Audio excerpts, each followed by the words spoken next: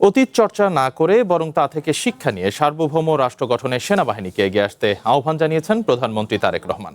সকালে সেনাকুঞ্জে আন্তর্জাতিক জাতিসংঘ শান্তিরক্ষী দিবসের অনুষ্ঠানে তিনি এই কথা বলেন। তিনি বলেন, অতীত চর্চা নয় বরং তা থেকে শিক্ষা নিয়ে ফ্যাসিবাদ মুক্ত দেশের রাষ্ট্রীয় প্রতিষ্ঠানকে প্রতিষ্ঠিত করার সুযোগ সৃষ্টি হয়েছে। তিনি জানান, জাতিসংঘের দায়িত্ব পালন করতে গিয়ে এ পর্যন্ত বাংলাদেশের ১৭৫ জন শান্তিরক্ষী শহীদ হয়েছেন। অনুষ্ঠানে প্রধানমন্ত্রী শহীদ শান্তিরক্ষীদের পরিবারের প্রতি গভীর সমবেদনা জানান। দেশের গৌরব সমুন্নত রাখতে শান্তিরক্ষীদের প্রতি আহ্বানও জানান তিনি।